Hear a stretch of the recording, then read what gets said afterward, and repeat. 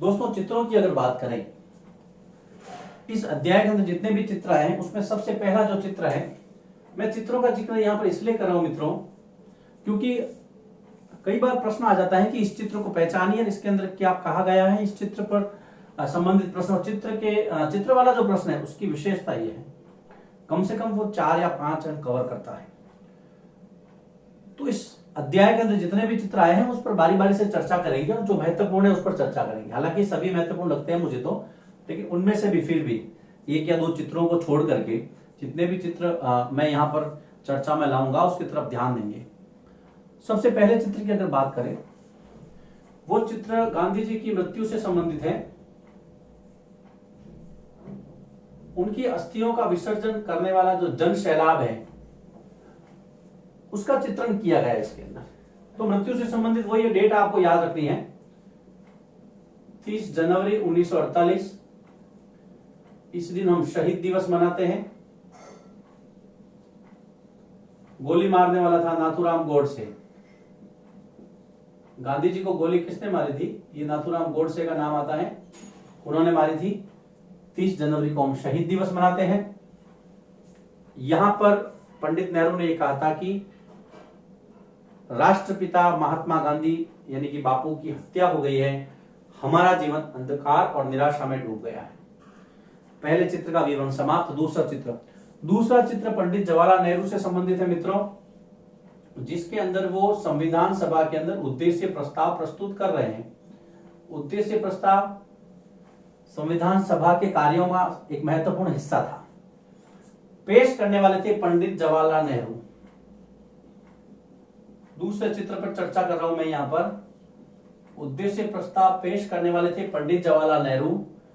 किया गया था आपका 13 दिसंबर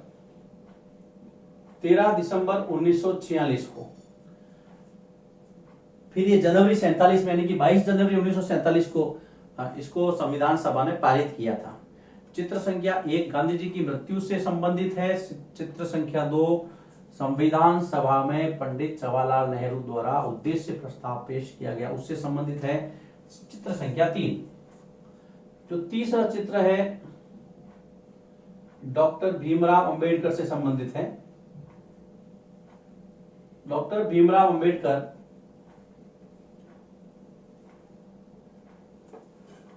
महाराष्ट्र के दलित जाति से आते थे। तो यहां पर मैं लिखूंगा महाराष्ट्र की दलित जाति से संबंधित थे। देखिए मैं यहां पर इसका इसलिए जिक्र कर रहा हूं दलित जाति का, क्योंकि ये चित्र के अंदर इसका विवरण दिया हुआ है। मैं सिलेबस के साथ हूं, सिलेबस को कवर करते हुए जो जो बातें हैं वो मैं आपके सामने रख रहा हूं। देन इनको संविधान का जनक कहा जाता है।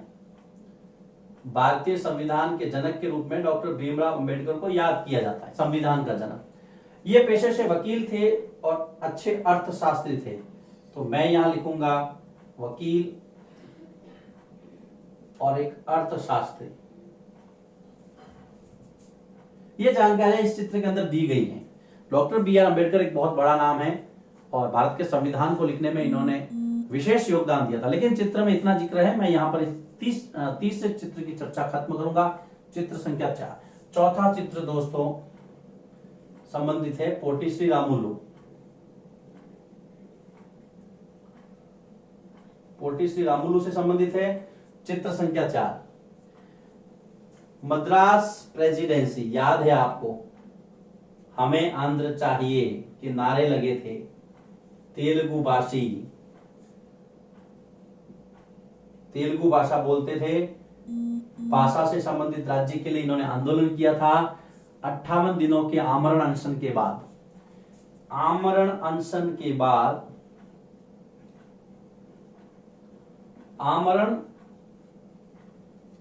के बाद 15 दिसंबर 1952 को इनकी मृत्यु हो गई थी। तो यहां पर मैं ये जिक्र करूंगा इसका, 15 दिसंबर 1952 को पोटी श्री रामुलु की मृत्यु। गांधीवादी नेता थे। चित्र संख्या 4 का विवरण समाप्त करता हूं मैं यहाँ। जिक्र करते हैं 5वां चित्र। चित्र संख्या 5 इस अध्याय का, स्वतंत्रता के बाद वाले अध्याय का चित्र संख्या 5 हीराकुंड बांध। जी हाँ दोस्तों, देखिए हीराकुंड बांध किस नदी से संबंधित है, तो आपको बताना है महानदी। कहां पे है भाई मित्रों, यह है उड़ीसा के अंदर। चूंकि द्वितीय पंचवर्षीय योजना का समय था, बड़े बांध और बड़े कारखानों को प्रायोरिटी यानी कि प्राथमिकता दी जा रही थी, इस समय इसका निर्माण हुआ है। चित्र संख्या 5 के बाद में चित्र संख्या 6 है आपके गांधी सागर बांध से संबंधित। चित्र संख्या 6 है, 6 है गांधी सागर बांध। मित्रों ये मध्य प्रदेश में है, नदी है इसकी चंबल नदी, चंबल नदी, और ये है मध्य प्रदेश गांधी सागर बांध। 4 बांधों का जिक्र किया गया, केवल संख्या दी गई है। मैं बता दूं आपको, 3 राजस्थान में है, एक मध्य प्रदेश में, नदी है चंबल। राजस्थान में जवाहर सागर, राणा प्रताप सागर और कोटा बैराज, 3 राजस्थान में है, चौथा गांधी सागर चंबल नदी मध्य प्रदेश के अंदर है। छठा चित्र इससे संबंधित है। अब मैं आता हूं 7वें चित्र पर, जिसके अंदर कुछ रियासतों का जिक्र है, तो वो उतना महत्वपूर्ण नहीं परीक्षा की दृष्टि से। अब हम बात करते हैं सीधे 8वें चित्र की। 8वां चित्र है दोस्तों भिलाई इस्पात संयंत्र से। भिलाई इस्पात, ये भी द्वितीय पंचवर्षीय योजना के दौरान इसका निर्माण हुआ। भिलाई इस्पात संयंत्र, भिलाई छत्तीसगढ़ में है मित्रों। भिलाई इस्पात संयंत्र छत्तीसगढ़, 1959 1959 सोवियत संघ, यानी कि मैं यहाँ पे सोवियत रूस लिखूंगा, सोवियत रूस की सहायता से हमने इसका निर्माण किया और भारत को समर्पित किया। तो चित्र संख्या 8। अब आप आते हैं चित्र संख्या 9 पर, भारत की विदेश नीति। भारत की विदेश नीति की यदि बात की तो पंडित जवाहरलाल नेहरू से इसकी शुरुआत मानी जाती है। भारत के प्रथम प्रधानमंत्री और विदेश नीति के अच्छे जानकार, उस समय विदेश मंत्रालय भी वो अपने पास रखा करते थे। देखिए दोस्तों, 24 अक्टूबर 1945 को यूएनओ स्थापित होता है, संयुक्त राष्ट्र संघ। किस लिए होता है? क्योंकि द्वितीय विश्व युद्ध जैसी महान विभीषिका इस विश्व के सामने उपस्थित हो गई थी। ऐसे किसी भी मानवता को नष्ट करने वाले अभियान को रोकने के लिए इस संस्था की स्थापना की गई थी 24 अक्टूबर को। उस समय विश्व के अंदर 2 शक्तियां, महाशक्तियां कह सकता हूं मैं, एक संयुक्त राज्य अमेरिका और दूसरा सोवियत संघ, यूएसए और यूएसएसआर। और उस समय जो स्थिति थी विश्व की, वो शीत युद्ध जैसी थी, जिसको हम कोल्ड वार कहते हैं। ये जो दोनों जो कंट्रीज है, यहां पर ये स्थिति रहती थी हमेशा शीत युद्ध जैसी, कोल्ड वार। इसलिए विश्व जो है वो 2 खेमों में बट गया था मित्रों, 2 गुट बन गए थे। लेकिन भारत एक ऐसा राष्ट्र था जिसने कहा भाई हम किसी के अंदर शामिल नहीं होंगे। इसलिए जो अगला चित्र जो है वो चित्र संख्या 9, भारत की विदेश नीति पंडित नेहरू से शुरू होती है और यहां पर गुट निरपेक्ष आंदोलन का जिक्र किया गया है उस चित्र में। गुट निरपेक्ष आंदोलन, गुट निरपेक्ष आंदोलन का जब भी नाम आता है मित्रों, उस समय नेहरू, नासिर, टीटो, अंक्रुमा और सुकर्णो 5 लोग, मिस्र, युगोस्लाविया, भारत, घाना, इस प्रकार से ये जो देश हैं, इन देशों का जिक्र आता है। पंडित नेहरू के साथ मिलकर के इन्होंने गुट निरपेक्ष आंदोलन की शुरुआत की। ये चित्र उसी से संबंधित है। जब आप उसको पढ़ेंगे तो आपको डिटेल में इसकी जानकारी मिलेगी। 1955 के अंदर बांडुंग में इंडोनेशिया के अंदर एक सम्मेलन किया गया और उसके अंदर इस संगठन को और मजबूत करने का प्रयास किया गया। चित्र संख्या 10 जो है वो बांडुंग सम्मेलन से है। चित्र संख्या 9 में विदेश नीति भारत की, गुट निरपेक्ष आंदोलन।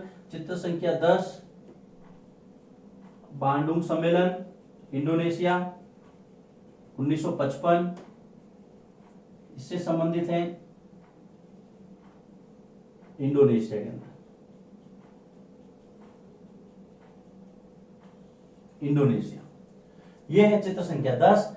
चित्र संख्या 11 मित्रों, ये यहां पर मैं इसको जिक्र करता हूं। चित्र संख्या 11 धारावी, मुंबई, विश्व की बड़ी बड़ी झोपड़पट्टियों में से एक। झोपड़पट्टी का मतलब होता है कच्ची बस्ती। जब आप कभी मुंबई की तरफ जाए, या मेरे वे मित्र जो मुंबई की तरफ रहते हैं या उनको पता है, आप जाकर के प्रैक्टिकली यहाँ पर इसको देख सकते हैं। चित्र संख्या 11 धारावी से संबंधित है, मुंबई की ऐसी झोपड़पट्टी जिसका नाम विश्व की बड़ी बड़ी झोपड़पट्टियों में शामिल किया जाता है। मित्रों देखिए, चित्रों के बारे में मैंने चर्चा की। चित्र संख्या 1 गांधी जी की मृत्यु से संबंधित है। चित्र संख्या 2 उद्देश्य प्रस्ताव। चित्र संख्या 3 डॉक्टर अंबेडकर। चित्र संख्या 4 पोटी श्री रामुलु। 5 में हीराकुंड बांध का जिक्र था। 6 के अंदर गांधी सागर बांध है मित्रों। 8 के अंदर भिलाई संयंत्र का जिक्र किया गया है, छत्तीसगढ़। 1959 सोवियत संघ की सहायता से हमने इसको स्टेबलाइज किया था, इसको स्थापित किया था। चित्र संख्या 9 भारत की विदेश नीति से संबंधित है। 5 लोग थे, नेहरू, नासिर, टीटो, अंक्रुमा और सुकर्णो। इस प्रकार से उन्होंने गुट निरपेक्ष आंदोलन की नींव रखी थी। गुट निरपेक्ष आंदोलन शीत युद्ध के विरुद्ध था। शीत युद्ध का मतलब विश्व की 2 महाशक्तियां जिसके पक्ष में सभी राष्ट्र स्वयं को सम्मिलित कर रहे थे, लेकिन भारत ने कहा नहीं, ऐसा नहीं होगा। उसके बाद में धारावी का जिक्र है। दोस्तों इस वीडियो की जो सीरीज थी हमारी, उस सीरीज में मैंने इस चैप्टर को पूरा कवर किया है। स्वतंत्रता की बात, ये कक्षा 8 की इतिहास की पाठ्य पुस्तक का अंतिम अध्याय है। उम्मीद करता हूं आपको ये वीडियो पसंद आया होगा, यानी इस वीडियो की जो सीरीज है वो पसंद आई होगी। नवो एकेडमी के थ्रू मैं ये प्रयास करता हूं कि मेरे दूर दराज में जितने भी स्टूडेंट्स बैठे हैं, चाहे वो किसी भी विद्यालय में अध्ययनरत हैं, और वे मेरे सभी मित्र जो विभिन्न विद्यालयों में सामाजिक विज्ञान का अध्यापन करवाते हैं, उन सभी से मेरी गुजारिश है अपने सजेशन मुझे दीजिए। आपके सुझावों के बिना मेरा जो पढ़ाना है उसके अंदर और निखार नहीं आ सकता। तो आगे क्लास 6 के लिए, 7th के लिए और 8th के लिए मैं कहना चाहूंगा कि अभी रिवीजन वीडियो मैं जल्दी ही डालूंगा आने वाले 1 सप्ताह के अंदर। तो आपसे गुजारिश है आप उसको जरूर देखें, जो आपकी एग्जाम में बहुत हेल्प करेंगे। आपको परीक्षाओं के लिए शुभकामनाएं। धन्यवाद।